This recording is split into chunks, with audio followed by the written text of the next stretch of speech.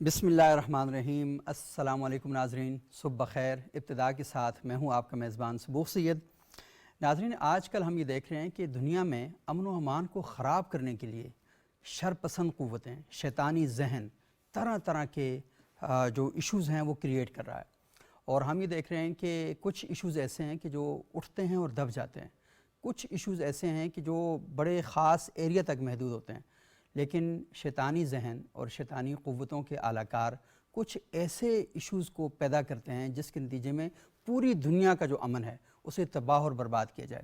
یہ جو clash of civilisation کی بات کی جاتی ہے نا، تہذیبوں کے درمیان تصادم پیدا کیا جائے، مذاہب کے درمیان اختلافات اس طریقے سے پیدا کیے جائیں کہ وہ باہم کشت و خون کرنے پر آمادہ ہو جائیں، اور ایسی صورتحال پیدا کیا جائے کہ دنیا بھر میں جو امن کی آوازیں ہیں انہیں کمزور کر دیا جائے، اور شر پسند جو آوازیں ہیں انہیں تقویت فراہم کی جائے، اور اس کے لیے سوشل میڈیا کا سہارا بھی لیا جا رہا ہے، میڈیا کا سہارا بھی لیا جا رہا ہے، سیاست کا جو پلیٹ فارم ہے اسے بھی اتنا آلودہ کر دیا گیا ہے کہ انہیں اس قسم کے موضوعات کے ساتھ جوڑ دیا گیا ہے، اور مقدس شخصیات کی توہین، مقدس مقامات کی توہین، مقدس کتابوں کی اور صحائف کی توہین، یہ جو ہم آج کل اپنے سامنے ہم ان چیزوں کو ہم دیکھتے جا رہے ہیں۔ تو آج ہم نے سوچا کہ اس موضوع پر گفتگو کرتے ہیں، اور یہ موضوع اتنا اہم ہے اور اتنا حساس ہے کہ بعض اوقات نہ چاہتے ہوئے اور نہ سمجھتے ہوئے ہماری نئی نسل ان چیزوں کا شکار ہو جاتی ہے، کیونکہ سوشل میڈیا پر بڑے بڑے شکاری جال پھیلا کر بیٹھے ہوئے ہیں، اور وہ یہ چاہتے ہیں کہ کس طریقے سے جو قانون ہیں انہیں تبدیل کرنے کے لیے اس طرح کا ماحول کریٹ کیا جائے تاکہ سوسائٹی جو ہے وہ کھڑی ہو جائے، اور سوسائٹی کو بے ادب بنا دیا جائے، سوسائٹی کو اپنے بزرگوں سے کاٹ دیا جائے، اور سوسائٹی کے سامنے کوئی ہیرو نہ ہو، یعنی وہ شخصیات جو ہمیں کردار کا ہمارے سامنے نمونہ بن کے کھڑی ہوتی ہیں، تو ان کو اس طریقے سے متنازع بنا کے پیش کیا جائے تاکہ وہ آپ کے سامنے بطور ہیرو سامنے آ سکیں۔ تو آج ہم اس موضوع پر گفتگو کریں گے، اور لکیلی ہمارے ساتھ بہت ہی زبردست پینل موجود ہے۔ جناب خورشید احمد ندیم صاحب معروف کالم نگار ہیں اور چیئرمین ہیں رحمت للعالمین و خاتم النبیین صلی اللہ علیہ وآلہ وسلم اتھارٹی کے۔ بہت شکریہ خورشید صاحب، آپ تشریف لائے۔ ہمارے ساتھ ہمارے دوسرے معزز مہمان ہیں فادر سرفراز سائمن صاحب، یہ ڈائریکٹر ہیں national Catholic commission for justice and peace کے۔ بہت شکریہ سرفراز صاحب، آپ یہاں تشریف لائے۔ اور ہمارے ساتھ تیسرے ہمارے انتہائی معزز مہمان ہیں جناب مفتی اسلم شاکر صاحب، خطیب ہیں یہاں پہ۔ بہت شکریہ مفتی صاحب، آپ یہاں تشریف لائے۔ خورشید صاحب، یہ جو سلسلہ شروع ہو چکا ہے، اور یہ کیونکہ کافی عرصے سے شروع ہے، پہلے شاید محدود تھا، لیکن سوشل میڈیا کی نام نہاد برکتوں کی وجہ سے اب یہ سوسائٹی کے اندر ہم یہ دیکھ رہے ہیں کہ بہت تیزی کے ساتھ پھیل رہا ہے۔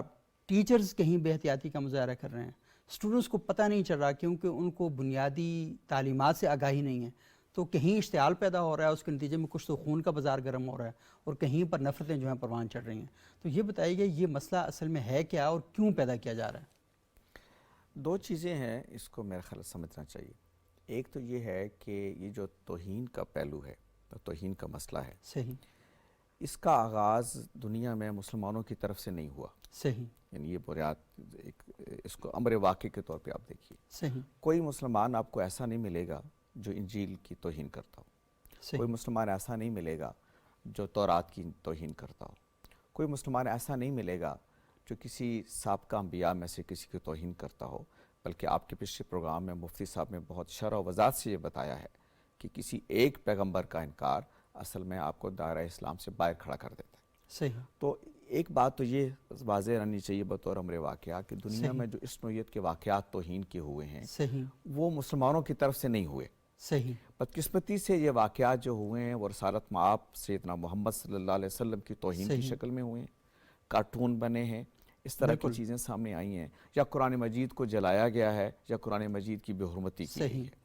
تو یہ کیوں ہوا ہے؟ یہ اصل میں جس کو ہم اسلاموفوبیا کا نام دیتے ہیں بنیادی طور پر، کہ اسلام کے بارے میں ایک نفرت پھیلائی گئی، اور اس نفرت کے نتیجے میں اسلام کی شخصیات کو، اسلام کی کتابوں کی توہین کی گئی۔ اس لیے اس کو ہسٹوریکل کانٹیکسٹ میں جب آپ چیزیں دیکھتے ہیں تو اس کو یہ سمجھنا چاہیے کہ مسلمان اس میں پہل کرنے والے نہیں ہیں۔ اچھا، پہل کرنے والی بھی نہیں ہے، جواب دینے والی بھی نہیں ہے۔ میں آپ کو بتاؤں، مسلمان کوئی ایک کوئی ہو تو میں نہیں سمجھتا، ورنہ مسلمان بطور امت کے کبھی انہوں نے جواباً یہ نہیں کیا کہ چونکہ ہمارے مذہب کی توہین کی گئی ہے، ہمارے پیغمبر صلی اللہ علیہ وسلم کی توہین کی کوشش کی گئی تو ہم دوسرے کے مذہب کی کوشش کریں. یعنی فرد کو تو متون کیا گیا ہوگا, فرد کے بارے میں اقدام بھی کیا گیا ہوگا, اس پہ گفتگو ہم کر سکتے ہیں, لیکن ایسا نہیں ہوا کہ کسی نے کہا ہو کہ ہم دوسرے مذہب کی توہین کریں گے یا دوسرے مذہب کے بارے میں برا کہیں گے. بلکہ آپ کے علم میں ہے کہ جو وہاں ابھی جو ریسنٹ واقعہ ہوا تھا اس سویڈن میں غالباً ہوا تھا یا ڈنمارک میں ہوا تھا, جس کے ایک ریاکشن مسلمانوں کی طرف سے کچھ اور طرح کا آیا تھا. تو ایک تو اس کے جو اسباب ہیں اس میں سے بنیادی سبب جو ہے وہ اسلاموفوبیا ہے, اسلام کے بارے میں پھیلائی گئی نفرت کا عمل ہے, ایک چیز. دوسرا جو سبب ہے وہ ہے لبرلزم, وہ لبرلزم جو الحاد کی شکل اختیار کر گیا ہے اور جس کے نزدیک مذہب, وہ اسلام ہو, وہ مسیحیت ہو, وہ کوئی مذہب ہو, اس کا مذاق اڑایا جاتا ہے تاکہ لوگوں کی نظر میں اس کو ایک بے وقت چیز مذہب کو ثابت کیا جائے. چنانچہ وہ حضرت محمد صلی اللہ علیہ وسلم کی توہین کرتے ہیں, سیدنا مسیح علیہ السلام کی توہین کرتے ہیں, باقی انبیاء کی توہین کرتے ہیں, قرآن مجید کی کرتے ہیں, تو دیگر جو مقدس کتابیں ان کی توہین کرتے ہیں. تو دوسرا جو بڑا فیکٹر ہے, جو الحاد کا فیکٹر ہے, یہ اصل میں ایک لبرلزم کے تحت آیا ہے, جس کے تحت مذہب کے بارے میں لوگوں کے دلوں سے اس کا احترام نکالنے کے لیے یہ ایک دانستہ ایک کمپین سوشل میڈیا پہ چلائی جاتی ہے تاکہ لوگوں کے دلوں سے یہ احترام نکل جائے. تو میرے نزدیک یہ دو بڑے اسباب ہیں جس کی وجہ سے مذاہب کی توہین کا عمل ہوتا ہے, اور اس میں یہ بات ماننی چاہیے کہ مسلمان وکٹم ہے زیادہ, یعنی اس میں اگر کوئی ہدف زیادہ ہے تو مسلمان ہیں, اور ظاہر ہے پھر باقی مذاہب بھی اس کا شکار ہوتے ہیں. وہ الحاد کی وجہ سے ہوتے ہیں, وہ اسلام کی وجہ سے نہیں ہوتے, مسلمانوں کی وجہ سے نہیں ہوتے. تو ایک تو اس کمپین کو اس زاویے سے سمجھنے کی کوشش کرنی چاہیے, اور اس کا طریقہ یہ ہے کہ مذاہب کے لوگ باہم مل کر یہ جانیں کہ یہ کہاں سے اٹھتا ہے. یعنی میں جو پوپ ہیں ان کی اس کوشش کی تحسین کرتا ہوں کہ انہوں نے ہمیشہ قرآن مجید کی جب بے حرمتی ہوئی ہے تو اس کی مذمت کی ہے, یا کوئی اس طرح کا واقعہ ہوا تو اس کی مذمت کی ہے, ہم اس کی تحسین کرتے ہیں. یہ جذبہ سارے مذاہب میں ہونا چاہیے کہ اس طرح کی کوئی چیز کسی مذہب کے خلاف آئے تو اس کو سمجھیں, اس لیے کہ مذہب بنیادی مقدمہ ایک ہی رکھتا ہے. بالخصوص جو ابراہیمی ادیان جن کو ہم کہتے ہیں, وہ خدا کو ماننے والے, ایک پیغمبروں کو ماننے والے, خدا کے ہاں جوابدہی کو ماننے والے, اس ایک ورلڈ ویو ان کا بنیادی طور پر ایک ہی ہے. ظاہر ہے اس میں ہم اختلاف کرتے ہیں تبھی مختلف مذاہب ہیں, لیکن بنیادی ورلڈ ویو وہیں سے اٹھا ہوا ہے. اور اس کو سمجھنے کی ضرورت ہے کہ یہ مذہب کے خلاف ایک اس نوعیت کی کمپینز ہوتی ہیں جو پھر یہ فضا پیدا کرتی ہیں, اور ظاہر ہے اس سے اشتعال پیدا ہوتا ہے. تو اس کے آگے چل کے ہم بتائیں گے. قرآن جلانے کا واقعہ تھا یہ بھی ملحد تھا. جی ہاں, کیونکہ ہمارے ہاں لوگوں نے اس کو مسیحی سمجھ لیا. نہیں, کوئی مسیح بھی اس طرح کی. میں نے کہا کہ دو ایشوز ہیں, اسلاموفوبیا ہے یا پھر الحاد ہے, اور جو مذہب کے بارے میں فی الجملہ ایک رائے رکھتے ہیں کہ یہ کوئی خراب چیز ہے اس لیے اس کی توہین کی جائے. تو بنیادی اسباب میرے نزدیک یہ دو بڑے ہیں. آگے اب چل کے ہم اس پہ بات کریں گے حل کیا ہے, لیکن اسباب میرے نزدیک اس سے بات کریں گے. اور یہ بھی بڑا خورشید صاحب بڑی اہم بات ہے کہ ہمارے ہاں جو لوگ لبرل ویلیوز پر بلیو کرتے ہیں تو میرا خیال ہے وہ تو اس طرح کی کوئی حرکت نہیں کرتے, لیکن جنہوں نے لبرلزم کو نہیں سمجھا ہوتا یا دین کو بھی نہیں سمجھا ہوتا تو اصل میں پرابلم میرا سارا وہاں پر. اصل میں جس طرح ہم کہتے ہیں نا کہ مذہب کے اندر انتہا پسند ہوتے ہیں, بالکل اسی طرح کے انتہا پسند لبرلزم کے ہر نظریے کے اندر ہوتے ہیں, اور ان کے ہاں پھر یہ ہوتا ہے کہ وہ اگلے درجے میں جا کے توہین کے درجے میں چلے جاتے ہیں. یہ یعنی ایک لبرل انتہا پسندی بھی ہوتی ہے جس کو سمجھنا چاہیے. صحیح, یہ بڑی اہم بات ہے. اچھا سرفراز سائمن صاحب, یہ جو توہین کے واقعات ہم یہ دیکھتے ہیں کہ بہت زیادہ حساسیت پائی جاتی ہے جب قرآن کی توہین ہوتی ہے, مساجد کی ممبر و محراب کی توہین کی جاتی ہے تو بہت زیادہ پائی جاتی ہے. لیکن ہم یہ دیکھتے ہیں کہ جیسے حالیہ دنوں میں گزشتہ کچھ عرصہ پہلے جڑوں والا کا واقعہ پیش آیا تو وہاں پر ہم نے دیکھا کہ انجیل مقدس کے نسخے بھی جلائے گئے, وہاں شہید کیا گیا انہیں, اور پھر چرچوں پر بھی حملے کیے گئے. تو لازمی ہے یہی تکلیف جو کہیں ہمیں ہوتی ہے تو وہ کہیں تکلیف ہمارے مسیحی بھائیوں کو بھی ہوتی ہے. اگر مندر پر حملہ ہوتا ہے, چرچ پر حملہ ہوتا ہے, کہ گردوارہ جس پر بھی حملہ ہوگا تو لازمی اس کو تکلیف تو ہوگی. تو کیا ہم کم سے کم پاکستان کے تناظر میں کوئی ایسا کوڈ آف کنڈکٹ ترتیب دیں, کوئی ایسا ضابطہ اخلاق بنائیں, اور وہ ضابطہ اخلاق کتابوں کی حد تک نہ ہو, وہ امن کانفرنسوں کی حد تک نہ ہو, بلکہ وہ عملی شکل میں معاشرے کے اندر جا کر ہم لوگ اس کو نافذ کر سکیں, قائم کر سکیں, اور یہ بتا سکیں کہ ان ساری چیزوں کا نہ اسلام سے کوئی تعلق ہے, نہ مسیحیت سے کوئی تعلق ہے, نہ ہی کسی مذہبی تعلیمات سے کوئی تعلق ہے. تو کیا ہم کو پریکٹیکلی ایسا کوئی کام کر سکتے ہیں؟ جی ہاں, اس کے لیے سب سے پہلے تو میں خورشید صاحب کی جو بات کی اس کی تائید کرتا ہوں کہ کوئی بھی جو ابراہیمی مذہب سے خاص طور پر، صحیح، اور جو اپنے مذہب کو جانتا ہے وہ تو کبھی بھی ایسی معلوم حرکت نہیں کرے گا، کبھی بھی نہیں کرے گا، تصور بھی نہیں کرے گا، کیونکہ جو مسیحیت آپ نے ایڈ کیا، وہ جو سویڈن میں ہو یا ڈینمارک میں جو بھی ہوا، وہ اصل میں سیکولر تھا، وہ لادین تھا۔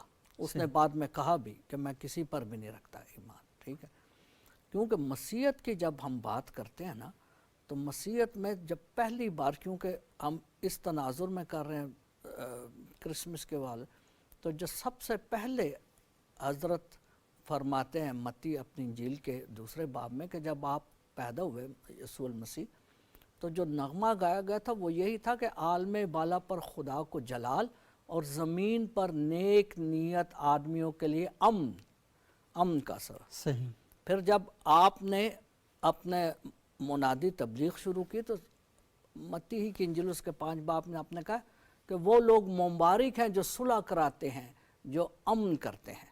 واہ، ٹھیک ہے، وہ لوگ مبارک ہیں جو صلح کرواتے ہیں اور امن قائم کرتے ہیں۔ ہاں جی۔ پھر جب اس کے بعد جو سب سے گولڈن رول جس کو آج کل اقوام متحدہ کہتی ہے، میں سمجھتا ہوں کہ یہ جو توہین والا مسئلہ ہے اس کا حل ہے، اور وہ کیا ہے؟ حضرت انجیل مطابق حضرت لوکا 6 باب، یسوع المسیح نے فرمایا جو تم چاہتے ہو کہ لوگ تمہارے ساتھ کریں، تم بھی ان کے ساتھ ویسا ہی کرو۔ واہ، اگر سبق صاحب میں چاہتا ہوں کہ آپ میری عزت کریں تو پھر لازماً مجھے آپ کی عزت سب سے کرنی پہلے ہے۔ مجھے عزت کرنی ہاں پڑے جی، گی۔ کیونکہ جو تو چاہتا ہے کہ لوگ تیرے ساتھ کریں، تو بھی ان کے ساتھ وہی کر، ویسا ہی کر۔ صحیح، تو اگر میں چاہتا ہوں کہ میرے مقدس کتاب کی یا گرجا گھر کی توہین نہ ہو، تو پھر میں تصور بھی نہیں کروں گا آپ کے یا کسی بھی مذہب کے یا عبادت گاہ کی توہین کرنے کی۔ یہ وہی ہے جو ان خورشید صاحب نے فرمایا، جو چیپ پاپولیرٹی لینا چاہتے ہیں، جن کے الٹیریئر موٹیوز ہوتے ہیں۔ آپ کو بھی پتہ ہے کہ جو لادین ہیں وہ تمام مذاہب کے خلاف اس وقت وہ حرکت میں آئے ہوئے ہیں، وہ چاہتے ہی نہیں ہیں کہ اس دنیا میں کوئی مذہب لے، اگرچہ وہ اپنی اس مذموم حرکت میں کبھی بھی کامیاب نہیں ہوں گے، لیکن یہ ان کی طرف سے شرارتیں ہیں جو ہوتی ہیں، اور یہ زبردست نقصان پہنچاتی ہیں بین المذاہب اتحاد کو۔ جیسے کہ بابری مسجد کا واقعہ ہو گیا مجھے کچھ سال پہلے، 92 میں، 92، اب ہمارا انتہا پسند انڈین ہندوؤں کے ساتھ کوئی لینا دینا ہی نہیں ہے، تو کیا ہو گیا کہ وہ ہم پر آ گیا مسئلہ، پاکستان میں مسیحوں پر، اب ہے کوئی اس کا کوئی رابطہ بند، لیکن ادھر بھی شروع ہو گیا کوئی واقعہ۔ پھر جیسے معلوم حرکت ہوئی ادھر ڈینمارک میں، سویڈن، جہاں پر اس کا بھی کانسیکوینسز نتائج ہمیں یہاں پر بھگتنا پڑا، حالانکہ وہ کہہ رہا ہے کہ میرا کسی مذہب سے کوئی تعلق نہیں ہے، اور کسی گرجا گھر نے، کسی مسیحی عالم دین نے اس کو اجازت نہیں دی، وہ عدالت سے لی ہے اس نے، جو کہ سیکولر ہے، اور سب سے زیادہ کنڈیم اس کو جو کیا وہ پوپ فرانسس نے کیا تھا، ایک بار نہیں کئی بار اس نے کہا کہ شرن غلط مکروہ حرکت ہے اور اس کو بند ہونا چاہیے۔ لیکن جو آپ نے فرمایا کہ اس کو کیسے ہم اس پر کر، اس کا سب سے بہترین طریقہ 2 ہی ہیں، ایک تو سکول جہاں پر بچے پڑھتے ہیں، ٹیچرز اپنے بچوں کو، کیونکہ جب نفسیات کہتے ہیں کہ 5 سال تک جو بچہ سیکھ جاتا ہے وہ تا حیات اس کے ساتھ رہتا ہے، ٹیچرز اور سکولوں میں اپنے بچوں کو یہ پڑھائیں، میثاق مدینہ پڑھائیں، فتح مکہ پر عام معافی پڑھائیں، اس کے علاوہ قائد اعظم کی جو دستور ساز اسمبلی سے تقریر تھی 12 اگست 1948 کو، وہ پڑھائیں اور ان کو بتائیں کہ یہ ملک ہم سب کا ہے اور ہم نے اس میں اکٹھے رہنا ہے، ایک دوسرے کے ساتھ احترام۔ اسی طرح محراب اور ممبر سے تبلیغ کی جائے۔ آپ نے بڑا اچھا کہا تھا پہلے پروگرام میں کہ یہ اچھی اچھی باتیں ٹی وی اسٹیشن پر عام نجی محفلوں میں ہو جاتی ہیں، لیکن ان کو آگے نہیں بڑھایا جاتا۔ صحیح، اچھا، یہ بڑی امپورٹنٹ بات ہے، اور قائد اعظم کی جو 11 اگست کی سپیچ ہے وہ اس حوالے سے بہت ہی امپورٹنٹ ہے، جس میں وہ یہ فرماتے ہیں کہ ریاست کا آپ کے مذہب کے ساتھ کوئی لینا دینا نہیں ہے، آپ چرچ میں جائیں، آپ مسجد میں جائیں، آپ گردوارے میں جائیں، آپ جہاں جائیں، یہ اب آپ کی مرضی ہے۔ ریاست کا کام یہ ہے کہ وہ ایک مکمل طور پر آپ کو یہ جو آزادیاں ہیں وہ دے گی، کیونکہ ہم جہاں سے اس عذاب سے نکل کر آئے تھے وہ بنیادی طور پر یہی تھا کہ وہاں پر جو اقلیتیں تھیں انکلوڈنگ مسلمز ان کے لیے زندگیاں آسان نہیں تھیں. تو پاکستان اصل میں اقلیتوں نے حاصل کیا تھا اس اکثریت کے جبر سے بچنے کے لیے, اس کے ظلم سے جو ہے اس سے بچنے کے لیے ہم نے یہ حاصل کیا تھا. اچھا مفتی اسلم صاحب, یہ بڑی امپورٹنٹ ڈیبیٹ ہے اور ہم اس کو کرتے ہیں, لیکن ایک اور چیز بھی ہے کہ جب گستاخیاں ہوتی ہیں یا توہین امیز مواد ہمارے سامنے آتا ہے تو سوشل میڈیا پر ہم یہ دیکھتے ہیں کہ بہت سے لوگوں کا ممبر و محراب پر, بھلے وہ مسلمانوں کا ممبر ہو, ہندوؤں کا ممبر ہو, سکھوں کا ہو یا مسیحوں کا یا یہودیوں کا ہو, ایسی چیزیں وہاں پر بیان کی جاتی ہیں جو ایک طرح سے اصل تعلیمات تو نہیں ہیں لیکن وہ مذاق بننے کا پیش خیمہ ثابت ہوتی ہیں. یعنی ایسے واقعات بیان کیے جاتے ہیں کہ جو لوگ کہتے ہیں یار یہ کیا ہے, مطلب یہ کیسے مذہب ہو سکتا ہے, عقلی چیزوں پیمانوں پر پورا نہیں اترتی. اور ایک دو چیزیں اس کے اندر میں تھوڑا چاہوں گا آپ دونوں پر رسپانس کریں. ایک تو یہ ہے کہ نفرت کا پرچار کیا جاتا ہے. اب لوگ چاہتے ہیں کہ بھائی ہم نفرت سے بچیں, لیکن ممبر و محراب کے ذریعے یا مذہبی تعلیمات کے ذریعے جب آپ لوگوں کو نفرت سکھائیں گے کہ فلانا جو ہے ٹھیک نہیں ہے, اس کا سر اڑا دو, اس کو زندہ رہنے کا حق حاصل نہیں ہے, اور دوسرا جب آپ اپنے بزرگوں کی چیزوں کو بیان کریں گے اور اتنا بیان کر دیں گے کہ اگلا بندہ سر پکڑ کے بیٹھ جائے کہ بھائی صاحب کچھ خدا کا خوف کریں, اس کو تھوڑا سا کم کریں. تو یہ دونوں جو چیزیں یہ اکٹھی ہو کر جو نئی نسل ہے اس کے ذہنوں کے اندر بہت سے سوالات پیدا کرتی ہیں. بہت اچھے قیمتی سوال ہیں.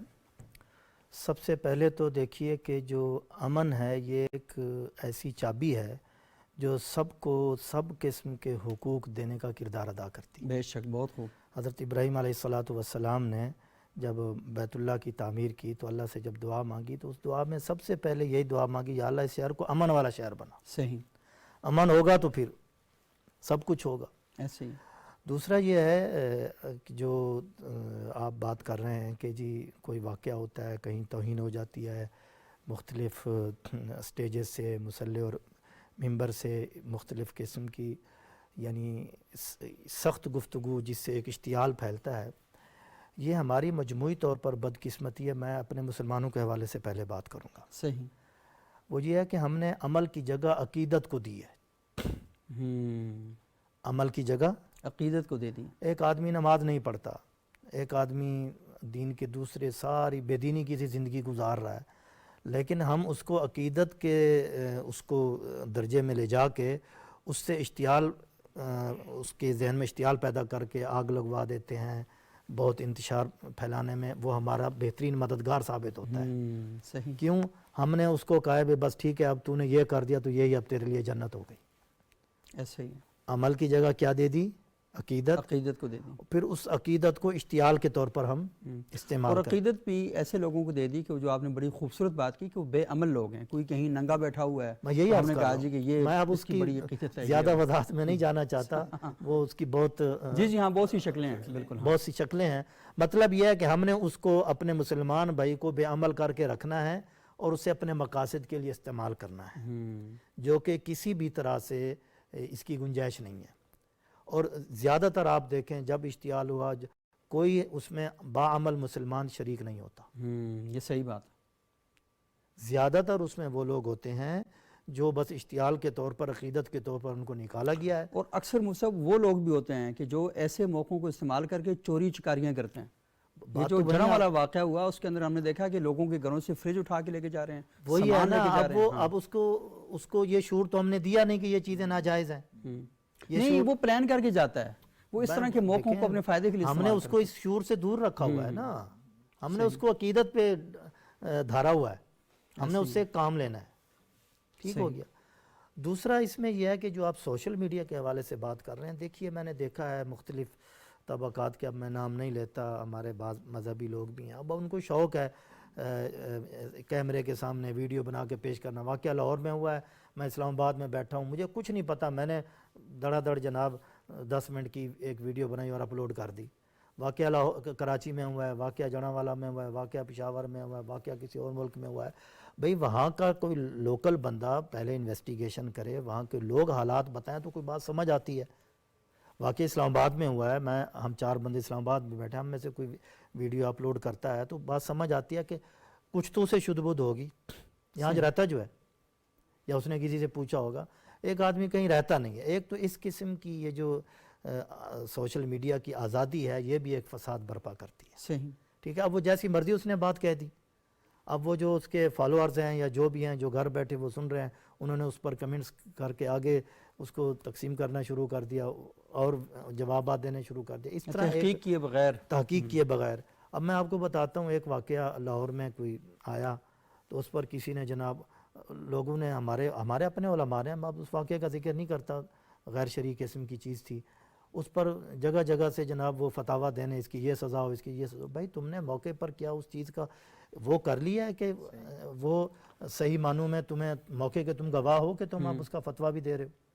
جو کام عدالتوں نے کرنا ہے, جو کام ہمارے سیکیورٹی اداروں نے کرنا ہے, تفتیشی اداروں نے کرنا ہے, وہ ایک سوشل میڈیا پہ بیٹھا میرے جیسا مولوی جناب ٹکا ٹک کر کے اسے اپلوڈ کر دیتا ہے. تو یہ چیزیں تو حکومت کنٹرول کرے گی, میں اور آپ تو نہیں کر سکتے. نہیں کر سکتے. صحیح بات ہے, بالکل ٹھیک ہے. جہاں حکومتوں کی کمزوریاں ہیں یا جہاں کہیں ہم نے غیر ضروری آزادی دے رکھی ہے اسے بھی روکنا ہوگا. صحیح. اس سے اگر فساد پھیل رہا ہے تو صحیح, مطلب آزادی حدود کے اندر ہوتی ہے اور آزادی ذمہ داری کے ساتھ ہوتی ہے. اگر آپ کی آزادی ذمہ داریوں کے ساتھ نہیں ہے تو وہ پھر بربادی جو ہے وہ پیدا کرتی ہے. دوسرا جی دوسرا جو یہ پیس ہے, دیکھیے دنیا ہمیشہ تقسیم ہوتی ہے, ڈیوائیڈ ہوتی ہے مذہب کی بنیاد پر یا مادیت کی بنیاد پر, اور آپ علیہ الصلوۃ والسلام کی سیرت طیبہ میں یہ دونوں چیزیں ملتی ہیں. اس وقت ہمارا ایشو چونکہ مذہبی اس سے ہے کہ اس وجہ سے انتشار پھیلتا ہے. دیکھیے جنگ احد کے اندر بھی ایک یہودی شریک ہوا آپ علیہ الصلوۃ والسلام کے ساتھ, آپ نے اس کو اپنے ساتھ اس کی شرکت کو بھی قبول فرما لیا.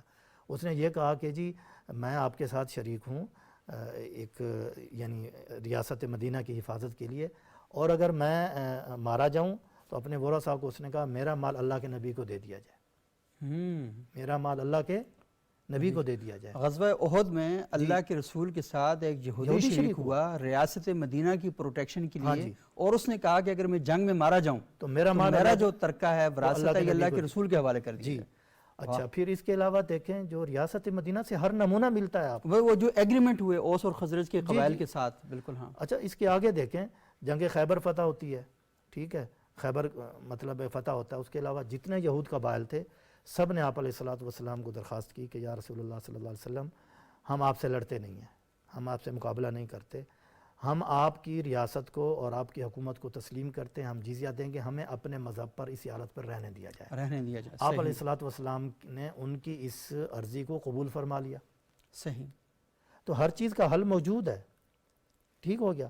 اب رہ گئی یہ بات جو ایک پوائنٹ کی بات خورشید صاحب نے بھی کی, مختلف اگر مجھ سے ایک چھوٹی سی اجازت مجھے دیں, میں اگر ایک بریک لے لوں کیونکہ بڑی اہم بات آپ کر رہے ہیں, تو وقفے کے بعد جب دوبارہ آپ کی خدمت میں حاضر ہوں گے اس سلسلہ کلام کو آگے بڑھائیں گے. ناظرین بہت ہی اہم گفتگو ہو رہی ہے, آپ نے اس گفتگو کو درمیان میں نہیں چھوڑنا, دوبارہ آپ نے آنا ہے, وقفہ لے کے دوبارہ آپ کی خدمت میں حاضر ہو رہے ہیں.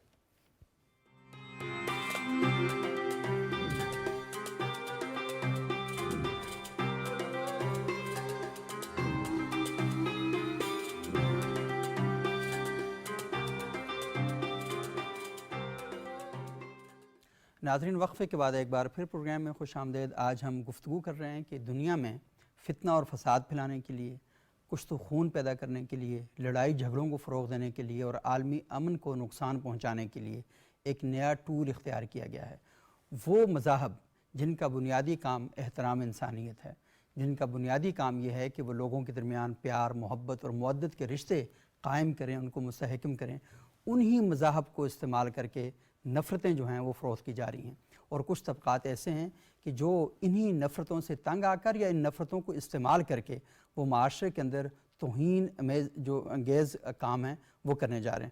خورشید صاحب بہت ہی اہم گفتگو ہو رہی تھی اس سارے موضوع پر, اور ہم یہ بھی دیکھ رہے ہیں کہ ایک سوال میں نے مفتی صاحب کی خدمت میں پیش کیا تھا کہ دو وجوہات جو ہمارے سامنے آتی ہیں, جو سوشل میڈیا پر دیکھتے ہوئے سکرولنگ کرتے ہوئے میں دیکھتا ہوں کہ بعض اوقات کچھ ایسی ویڈیوز ہمارے مذہبی طبقات کی جانب سے آتی ہیں کہ جن میں باقاعدہ اکسایا جاتا ہے دیگر مذاہب کے خلاف. تو میرے جیسا بندہ جب یہ کہے گا کہ یار مذہب کا یہی کام ہے کہ وہ کبھی مسالک کے ایک دوسرے کے خلاف لگے پڑے ہوتے ہیں, آپ سوشل میڈیا پہ جائیں لاکھوں ویوز ہوتے ہیں ایسے لوگوں کے جو نفرتیں پیدا کرتے ہیں, اور دوسرے کچھ ایسے لوگ ہیں کہ جو محبت میں ایسی گفتگو کرتے ہیں کہ وہ انسان کو ایک مذاق سی لگتی ہے اور انسان سن کے شرمندہ ہو جاتا ہے. تو یہ جو دو بنیادی وجوہات ہیں جہاں پر ہم توہین انگیزی کی مذمت کر رہے ہیں، وہاں پر یہ جو طرز عمل ہے جو وجہ پہ بنتا ہے کہیں نہ کہیں لوگوں کو دین سے دور کرنے میں، اور لوگوں کو پھر توہین کا جو پہلو ہے اس کو کہیں نہ کہیں کنیکٹ کرنے میں، تو اس پر کیا کہیں گے آپ؟ یہ مفتی صاحب نے بہت عمدہ بات کہی پچھلی وقفے سے پہلے کے حصے میں، کہ یہ جو پاپولر ہونے کی خواہش ہے نا، صحیح، یہ انسان کو، یہ سطحی لوگوں میں ہوتی ہے عام طور پر، صحیح، اور سطحی لوگوں کے ہاتھوں میں مذہب کی باغ ڈور بھی اگر چلی جائے نا تو اس کا انجام یہی ہوتا ہے کہ مذہب جیسی خیر کی قوت بھی ایک فساد کی قوت میں بدل جاتی۔ صحیح، ہمارے ہاں ایک بڑا پرابلم یہ پیدا ہو گیا پچھلے کچھ عرصے میں کہ مذہب کی جو لیڈرشپ ہے ہر مسلک کی کم و بیش، وہ جیت علماء کے ہاتھوں سے نکل کر خطباء اور وہ جس کو کہتے ہیں پلینگ ود گیلریز، لوگوں کے جذبات سے کھیلنے والے کے ہاتھوں کو منتقل ہو گئی ہے۔ جب تک یہ جید لوگوں کے ہاتھ میں تھی یہ صورتحال کبھی پیدا نہیں ہوئی۔ یعنی آپ دیکھیں کہ بڑے سے بڑے اختلاف کو بھی جب بیان کرتے تھے لوگ تو ایک دوسرے کا احترام کرتے تھے۔ میں قدیم روایت کی تو بات نہیں کرتا کہ امام شافعی کا واقعہ آپ کو سناؤں کہ انہوں نے امام ابو حنیفہ کی قبر پہ کیا کیا، اس کو چھوڑیے آپ۔ دور جدید میں بھی ہمارے کچھ عرصہ پہلے آپ چلے جائیں تو جب جید علماء مختلف مسالک کی یا مذاہب کی نمائندگی کیا کرتے تھے تو کبھی ایسا نہیں ہوتا تھا کہ بہت ستیت ہو اور لوگوں کو القاب کے ذریعے بلایا جائے اور ان کے ساتھ برے الفاظ کے ساتھ معاملہ کیا جائے۔ صحیح، یہ نہ سیاست میں ہوتا تھا، یہ نہ مذہب میں ہوتا تھا۔ تو جو مذہبی گفتگو کر رہے ہیں تو مذہب کے حوالے سے میں ذکر کروں گا۔ یہ کچھ خطیبوں کے ہاتھ میں، واعظوں کے ہاتھ میں، اور وہ جو لوگوں کے جذبات سے کھیلتے ہیں ان کے ہاتھ میں جب چیزیں آئیں تو انہوں نے معاملات کو بہت سطحی، جذباتی اور غیر علمی بنا دیا۔ اس کا نتیجہ یہ ہے کہ اب ہر آدمی جو ہے وہ اس کو ایک بنا ہوا ہے، اس کا اپنے بزوں میں خیش، اس کا چیمپئن بنا ہوا ہے اپنے اپنے مسلک کا، اور کوئی چار بندے لے کے دوسرے کے دروازے پہ جا کے مناظرہ کر رہا ہے، کوئی ادھر سے بیٹھ کے وہاں سوشل میڈیا پہ بیٹھ کے کہہ رہا ہے کہ میں تمہارے یہ کر دوں گا وہ کر دوں گا، اور یہ سارے کے سارے مذہب کے نمائندے بنے کے کھڑے ہوئے ہیں۔ مذہب کے ساتھ سب سے بڑا المیہ یہ ہوا ہے کہ اس کی لیڈرشپ جو ہے وہ جید لوگوں کے ہاتھوں سے نکل گئی۔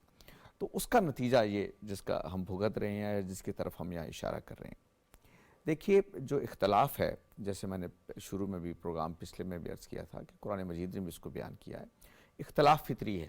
صحیح، یہ اللہ تعالیٰ کی سکیم کے مطابق ہے۔ اللہ نے خود کہا ہے کہ میں اگر چاہتا تو ساری دنیا کے لوگوں کو ایک امت بنا سکتا، ایک امت بنا دیتا۔ یہ نہیں کیا گیا۔ اس کی مطلب یہ ہے کہ قانونی آزمائش کے تحت لوگوں کو یہ حق دیا گیا کہ وہ کوئی بھی رائے رکھ سکتے ہیں، لیکن اختلاف کے آداب ہوتے ہیں۔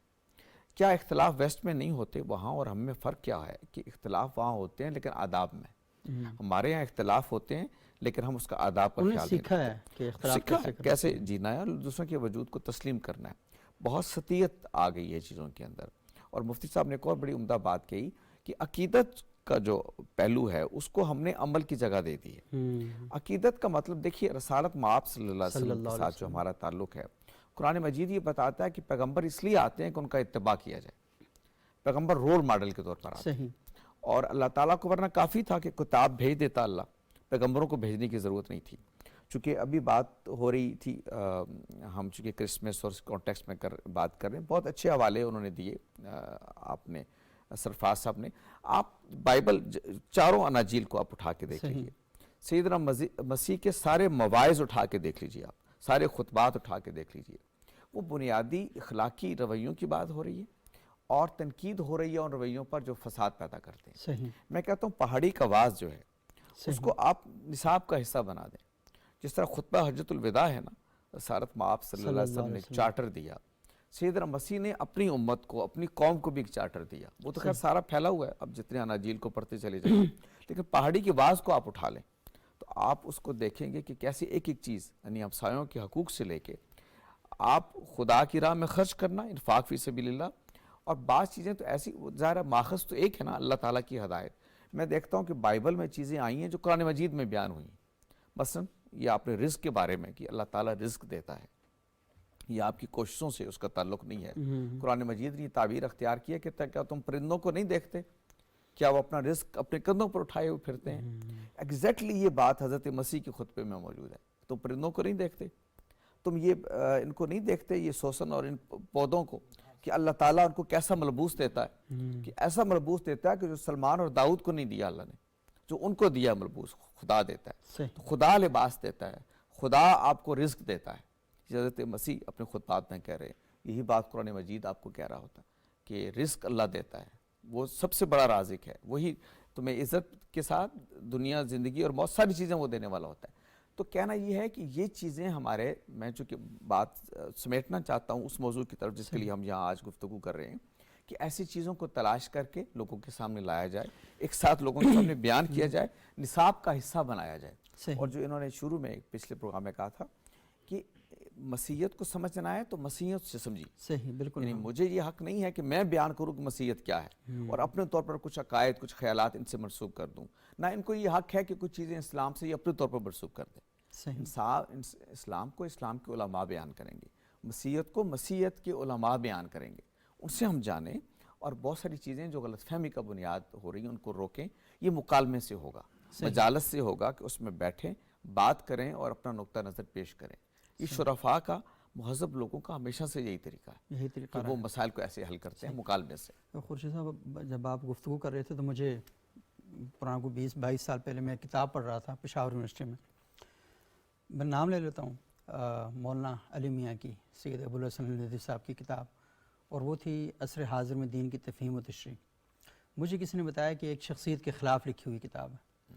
اچھا، میں نے پڑھنی شروع کی، آپ یقین مانیں 30 صفحے میں نے پڑھ لیے، مجھے لگا ہی نہیں کہ یہ کسی کے خلاف لکھی ہوئی کتاب ہے، یعنی اس طریقے سے لکھا ہوا نہیں، تھا۔ وہ تو وہ بات کر رہے ہیں، میں کہتا ہوں کہ آپ مولانا ابو الحسن ندوی کی قادیانیت کو پڑھیے۔ صحیح، قادیانیت ظاہر ہے ان کا نقطہ نظر بھی وہی ہے جو سارے مسلمانوں کا ہے، صحیح، کہ وہ اسلام اس سے اس کا تعلق نہیں ہے، لیکن اس کے باوجود وہ جہاں غلام احمد قادیانی کا ذکر کرتے ہیں، غلام احمد صاحب قادیانی، صحیح، اور وہ برے تنقید صغیر کریں، میں آپ دیکھ رہے ہیں کہ جید بڑے علماء میں شامل ان کا ایک نام ہے، بالکل۔ تو میرا خیال ہے کہ یہ بڑی اہم بات آپ نے کی ہے کہ جب آپ نے دین جیسی سنجیدہ چیز کو آپ نے ایسے لوگوں کے حوالے کر دیا کہ جو خیر کی طاقت کو شر کی طاقت میں کنورٹ کر دیں، تو پھر وہاں پر بہت سے پرابلم پیدا ہونا شروع ہو جائیں گے۔ سرفراز ایمن صاحب، یہ گفتگو جو ہے یہ اس حوالے سے بڑی اہم ہے کہ یہ جو توہین امیز یا توہین انگیزی ہمارے معاشرے کے اندر پھیل رہی ہے اور بہت تیزی کے ساتھ آگے بڑھ رہی ہے، اسے روکنے کے لیے بہت زیادہ ضرورت ہے کہ مسلمان علماء، مسیحی علماء اور دیگر مذاہب کے علماء یہ آپس میں اکٹھے بیٹھیں، بات چیت کریں، کوئی ایک چارٹر اس قوم کے سامنے پیش کریں کہ ہماری جو تعلیمات آپ یہاں پر پیش کر رہے ہیں ابھی یہاں پہ، تو یہ اگر ان سب علماء کی طرف سے ایک کوڈ آف کنڈکٹ کی شکل میں سامنے آئیں کہ ہم ایک دوسرے کے بارے میں اختلافات ہونے کے باوجود مذہبی دائروں میں، لیکن سماجی سطح پر ہم اس کو بیان کرتے ہوئے ان احتیاط کا، ان چیزوں کا مظاہرہ کیا کریں گے، تو میرا خیال یہ ہے کہ لوگوں تک وہ جو ایک نیگیٹو پیغام وہاں سے جا رہا ہے کہ یہ سب ایک دوسرے، ایک خدا کو مانتے ہیں، ایک دوسرے کے مخالف ہیں، تو کم از کم یہ چیزیں تو بدل سکتی ہیں نا۔ اس پہ کوششیں آلریڈی ہو رہی ہیں اور بڑی سطح پر ہو رہی ہے، یہ نہیں کہ صحیح۔ اب میں آپ کو ایک بات بتاؤں، آپ کے سوال سے مجھے یاد آ گیا کہ 4 فروری 2019 کو ابو ظہبی میں صحیح، پوپ فرانسس اور مفتی اعظم الازہر صحیح، احمد الطیب صحیح، نے ایک ڈاکومنٹ سائن کی ہے، اور اس ڈاکیومنٹ میں، اس دستاویز میں دونوں نے سائن کیا، اور وہ ہے کس بارے؟ وہ یہ ہے کہ اس دنیا میں مختلف مذاہب کے لوگ پرامن اور دوستانہ کیسے رہ سکتے ہیں۔ اچھا، میں سمجھتا ہوں کہ اس کو میڈیا اور دوسرے حلقوں میں اس کی پذیرائی ہونی چاہیے تھی، اس کو ہائی لائٹ ہونا چاہیے تھا، جو بدقسمتی سے نہیں ہوا۔ مسئلہ یہ ہے سبک صاحب کہ جو منفی چیزیں وہ تو ہائی لائٹ بڑی جلدی ہو جاتی ہے، لیکن جو مثبت باتیں ہو رہی ہیں، جو اس سلسلے میں جو کوششیں ہو رہی ہیں، اب میں نے 2 آپ کو دستاویز کا بھی بتا دیا، اس کو کیوں نہیں ہائی لائٹ کیا جاتا، اس کا تذکرہ کیوں نہیں کیا جاتا؟ اب اگر اسی کو انہوں نے بڑا اچھا فرمایا کہ پہاڑی واس کو نصاب کا حصہ بنانا، لیکن اگر اسی کو ہم اپنے مدرسوں میں اپنے اس مدرسے میں جہاں ہمارے پریز بنتے ہیں یہ وہ پڑھاؤں کہ یار 2 جید علماء نے، مذہبی لیڈرز نے ایک دستاویز بنائی ہے، اور وہ کوئی پرانی نہیں ہے، 2019 میں بنائی ہے، تو اس کے مطالعہ کیا جائے تاکہ لوگ آپس میں ایک دوسرے کو جانیں سمجھے۔ مسئلہ ہے تسلیم کرنے کا، تو جب ہم ایک دوسرے کو تسلیم کر لیں گے، اور جتنے منفی پروپوگنڈا جس کا مذاہب کے ساتھ اور ان کی تعلیمات کے ساتھ کوئی لینا دینا نہیں ہے، تب جو ہے یہ توہین مکمل طور پر ختم ہو سکتی ہے. لیکن یہ اس وقت ہوگی جب ہم مل کر ان کا کلا کم کریں گے جن کا کوئی مذہب ہی نہیں ہے اور جو شر پسند ہے اور جو چاہتے ہیں کہ پوری دنیا میں لادینیت پھیلے. یہ ان کا سر اسی وقت ہم قلم کر سکتے ہیں یا اس کا کلا کم کر سکتے ہیں جب ہم آپس میں متحد ہوں گے. صحیح، مطلب ان کا کام نہیں، سر قلم سے مراد ہے قلم، سر وہ قلم ہو گیا، کلا کم کرنا تھا، سر ہو گیا. اچھا یہ ابھی دیکھیں کہ یہ فلسطین میں جو جنگ لگی ہے، ٹھیک ہے، مطلب ان کا وہ سر جو اس طرح غلط باتیں سوچتا ہے نا، مطلب خیالات کا سارا افکار، غلط نظریات کا نظریات. یہ فلسطین والا ابھی مسئلہ جو چل رہا ہے جو کہ انتہائی دردناک پورا شوب ہے، ٹھیک ہے. اب اس میں بھی غلط فہمیاں پھیلائی جا رہی ہیں ہمارے ملک میں بھی دوسرے میں بھی کہ یہودیوں اور مسیحی، حالانکہ میڈیا کو یہ چاہیے بتانا کہ وہاں سب سے زیادہ مساجد کے ساتھ چرچز کو بھی شہید کیا گیا، مسیحی مارے گئے ہیں. اور پی ایل او میں جو سرکردہ لوگ تھے وہ مسیحی تھے. جارج حباش کا نام بتانا چاہیے ان کو، میری الیاس کا نام بتانا چاہیے، لیلا خالد کا بتانا چاہیے کہ بھائی یہ مسیح مسلم مل کر فلسطین کا مسئلہ حل کر رہے ہیں، جدوجہد کر رہے ہیں، قربانیاں دے رہے ہیں. کچھ عرصہ پہلے جو ایک جرنلسٹ وہاں پر شہید ہوئی، جی وہ بھی مسیحی تھے. ٹھیک ہے، تو وہ یہ نہیں کہ فلسطین میں صرف ہمیں بھی مار پڑ رہی ہے، ہمارے چرچز کو بھی شہید کیا جا رہا، ہمارے کتب کو بھی، ہسپتال ہمارے جو کہ جو زخمیوں کے لیے تھے ان بوم کر دیا گیا. تو یہ چیزیں جب ہم بتائیں گے نا اپنے معاشرے میں تو لوگوں کو پتہ چلے گا یار صرف ایک مذہب کے لوگ وکٹم نہیں ہیں، ان کے ساتھ دوسرے مذہب کے بھی شانہ بشانہ کھڑے ہیں. ہسٹری پاکستان کی تاریخ میں کیوں نہیں ہم بتاتے کہ پاکستان کو وجود میں لانے سے لے کر پاکستان کی تعلیم اور ترقی میں مسیحیوں کو اور غیر مسلموں کا کیا رول ہے. ایس پی سنگھا کی بات ہم کیوں نہیں کرتے؟ ایسے ہی ہے بالکل. یہ ساری شخصیات جو ہیں بڑی اہم ہیں اور ان کا ذکر کیے بھی جانا چاہیے. پاکستانی فوج کے اندر ہم دیکھ رہے ہیں کہ مسیحی ہیں. اصل چیز ظلم ہے جیسے توجہ دلائی جس کی مذمت کرنا. ہاں ظلم کی مطلب ظلم کوئی بھی کرے، اور ہم دیکھ رہے ہیں کہ کئی یہودی بھی ایسے ہیں کہ جو ظلم کی مذمت کر رہے ہیں. رسالت مآب صلی اللہ علیہ وسلم نے ہمیں یہ تعلیم فرمائی ہے کہ اپنے مسلمان بھائی کی مدد کرو، ظالم ہو یا مظلوم ہو. مظلوم کی مدد تو معلوم ہے، ظالم کی کیسے، اس کو ظلم سے روکنا اس کو یہ کرنا چاہیے. اچھا مفتی اسلم شاکر صاحب، یہ بڑی امپورٹنٹ بات ہے. یہ تھوڑا سا آپ ہمیں بتائیں کہ یہ جو توہین ہے اس وقت ہم دیکھ رہے ہیں کہ سوشل میڈیا پر بھی اور آگے پیچھے بھی، اسے ہم اپنے نوجوانوں تک کیسے سمجھائیں، کیسے بتائیں کہ بعض اوقات وہ کچھ چیزیں پڑھنے کے بعد، کیونکہ نوجوانی میں جب آپ نئی کچھ چیزیں پڑھتے ہیں نا تو آپ کا بڑا جوش مارتا ہے خون کہ اب یہ حقیقت کبریٰ میں نے پا لی ہے تو کیسے لوگوں تک اس کو میں پہنچاؤں.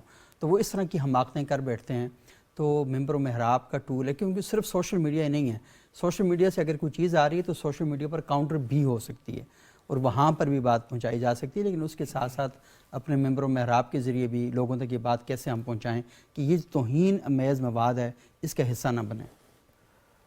جی ہاں، قرآن اس بارے میں بڑی واضح رہنمائی دیتا ہے کہ وَتَقَطَّعُوا أَمْرَهُمْ بَيْنَهُمْ زُبُرًا كُلُّ حِزْبٍ بِمَا لَدَيْهِمْ فَرِحُونَ. مطلب ہے کہ یہ آپس میں لوگ تقسیم ہو چکے ہیں اور ہر ایک اپنے گروہ میں خوش ہے. اب اصل بات یہ ہے، دیکھیں جی، لا اکراہ فی الدین، اسلام کا معاملہ تو یہاں کلیئر ہے، نہ یہ جبر کرتا ہے، نہ یہ توہین کرتا ہے، نہ اس قسم کے تصورات کو سپورٹ کرتا ہے. صحیح، یہاں زیرو ہے. صحیح، ٹھیک ہو گیا. اسی طرح دوسرے جتنے بھی ان کے مذاہب کے نام سے پہچانے جاتے ہیں ان سے بھی اگر بات کرو بھئی تمہارے مذاہب میں فتنہ فساد، وہ کہتے ہیں جی زیرو ہے.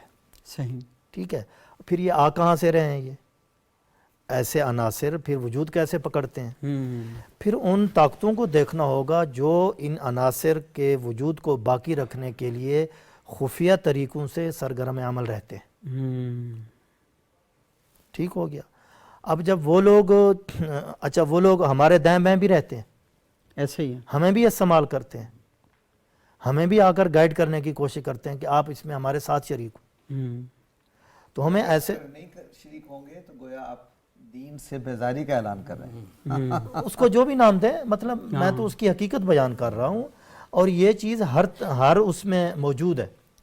ہمیں ایسے عناصر کو پہچاننا ہوگا اور ان کو اپنے سے دور کرنا ہوگا, اور ان کو قانونی اداروں کو بھی رپورٹ کرنا ہوگا بھی یہ لوگ ہیں جو فساد کا چلم لیے پھرتے ہیں, جب موقع ملے گا یہ وہاں اشتعال پیدا کر کے اور فساد برپا کرتے ہیں. صحیح, بہت بہت شکریہ. جی جی, ایک اویئرنیس جو جیسے مفتی صاحب نے توجہ دلائی کہ جیسے سائبر کرائم ہے یہ, جو اگر ایسا کرے گا تو وہ اصل میں یہ پاکستان کے قانون کے نقطہ نظر سے جرم ہے, قابل تعزیر جرم ہے, اس پہ سزا ہے. تو یہ بھی لوگوں میں ایک اویئرنیس پیدا کرنی چاہیے کہ سوشل میڈیا پہ یہ جو آپ کرتے پھرتے ہیں کہ اس میں قانون کی گرفت میں آپ آ سکتے ہیں اور آپ کو سزا مل سکتی ہے. اور سزا مل سکتی ہے, اور سب سے امپورٹنٹ بات ہے کہ آپ کے ذہن میں سوالات پیدا ہو سکتے ہیں, یہ آپ کا حق ہے, لیکن ان سوالات کے جوابات کے لیے آپ کو لوگوں سے ملیے, علم سے رجوع علماء سے بات کریں. اگر ایک سے آپ کی تسلی نہیں ہوتی دوسرے کے پاس جائیں, جیسے ایک ڈاکٹر سے آپ کا مرض کا علاج نہیں ہوتا تو آپ دوسرے کے پاس جاتے ہیں, تو اس سلسلے کو آپ لے کر آگے چلیں. بہت بہت شکریہ خورشید ندیم صاحب, سرفراز سائمن صاحب, مفتی اسلم شاکر صاحب. ناظرین, آپ نے گفتگو سنی, اور علماء اکرام نے بہت ہی زبردست انداز میں اور بہت ہی شاندار گفتگو کی ہے. اور ہم سب لوگوں کو چاہیے کہ یہ جو معاملات ہیں ان کو سمجھنے کے لیے ہمیں تھوڑا سا وقت نکالنا چاہیے. ہم بہت سی چیزوں کے لیے وقت نکالتے ہیں, تو اس کے لیے بھی نکالنا چاہیے. مجھے مولانا روم کا وہ بہت مشہور قول یاد آتا ہے کہ انہوں نے کہا کہ اللہ تک پہنچنے کے بے شمار راستے تھے, میں نے محبت کے راستے کو چنا. ایک دوسرے کے ساتھ محبت کریں, جو رحمت کا تصور ہے اس کو لے کر اپنے معاشرے کے اندر جائیں, اور جب آپ محبت کی بات کریں گے, رحمت کی بات کریں گے, تو پھر آپ توہین کی طرف نہیں جائیں گے. پھر آپ اس جنت دنیا کو اسی دنیا میں جنت بنانے کی کوشش بھی کریں گے, اور اللہ تعالیٰ کریں گے کہ انشاءاللہ ایک دوسرے کے لیے خیر کا اور بہتری کا یہ سلسلہ جو ہے وہ یہاں پر شروع ہو جائے گا. اگلے پروگرام تک کے لیے اجازت دیجیے گا. بہت شکریہ. اللہ حافظ.